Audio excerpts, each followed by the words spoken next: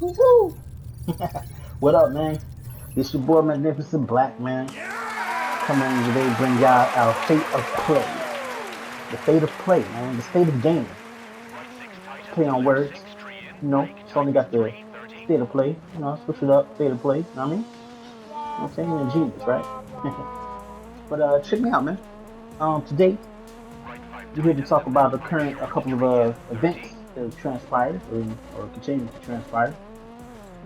This is mainly regarding, us as gamers, us as consumers, and being aware, and also taking advantage of things that that have been things that have been around, but we aren't necessarily utilizing, right?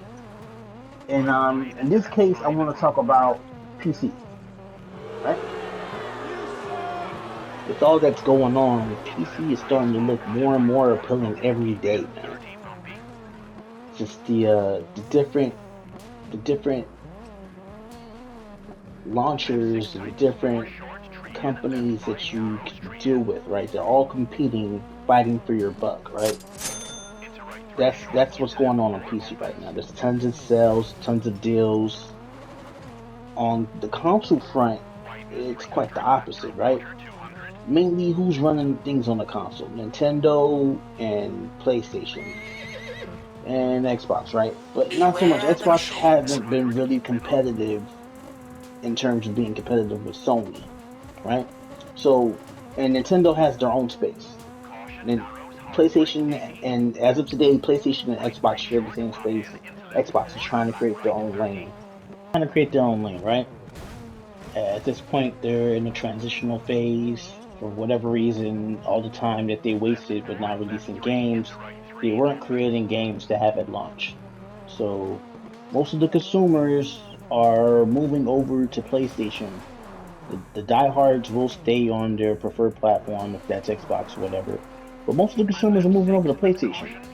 Now, when one console builder, or Sony for this instance, one platform has all the power, has the majority of the gaming space, the market, what do you think they're gonna do? There's no competition. Who's stopping them from being big? You know what I'm saying? Like this refund policy that we're talking about here, right? Who's stopping them? We need to be smarter as consumers.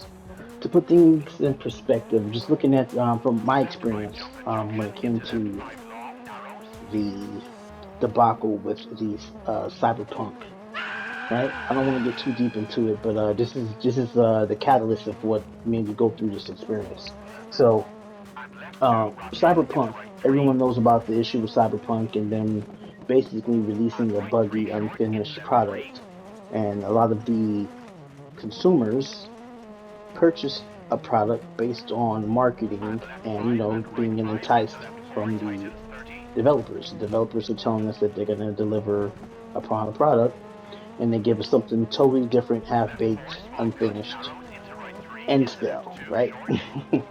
But real talk, what we're seeing here is upon the release of the game and the bugs and everyone experiencing the bugs and the game not working properly and crashing, you know, it is what it is. That happened, and gamers were told from CD Projekt Red, Cyberpunk 2077 developer, to reach out to Microsoft and reach out to Sony, reach out to Steam or whatever retailer they reached out to or storefront they purchased their game from, and to request a refund directly from them.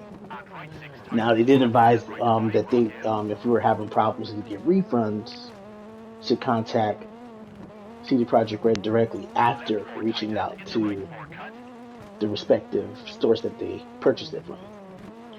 Now, this is good, all good and well, but the communication between them and some of these storefronts, it wasn't. It looks like it wasn't any communication at all.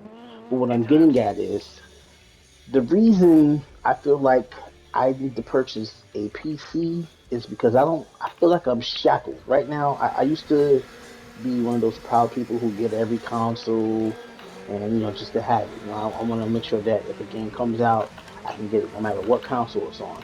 That's all good and well.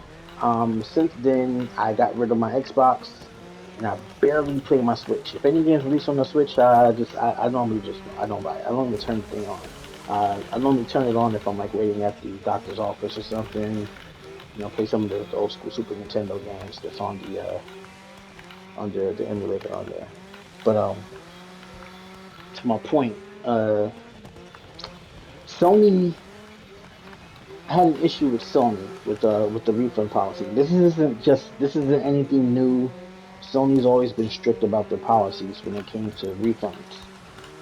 Now, if you download a game from Sony and it's downloaded on your console, you technically aren't supposed to get a refund from it.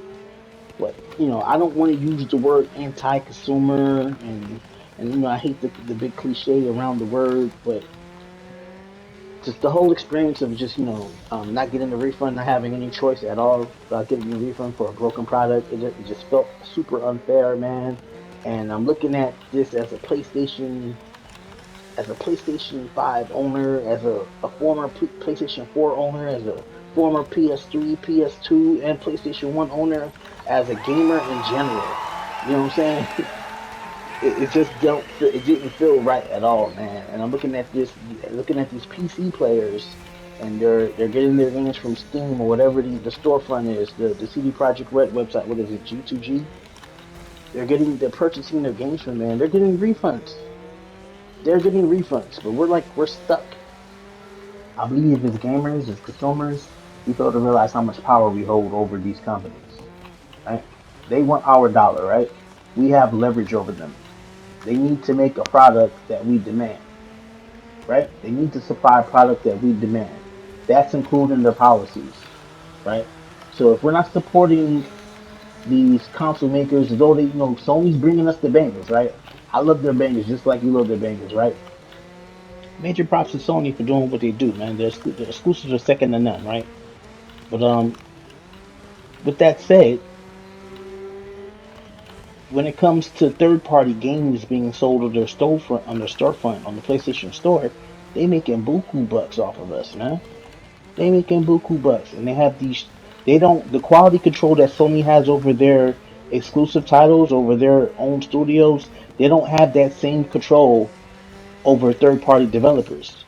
That's where you see all the betas, all the unfinished games, all of these games coming out, the alpha tests. They're basically using us to perfect their unfinished games. And even with all these tests, these games are still releasing unfinished on the Sony platform. How did we stop that? I'll tell you how we stopped that. We stopped purchasing those games on the Sony platform. Get it somewhere else, man. Buy it from PC. At least on PC, you don't have to pay for the beta half the time, right? And if the game comes out shitty, guess what you could do? You get a refund. It's your boy Magnificent Black, man. I'm out. Easy.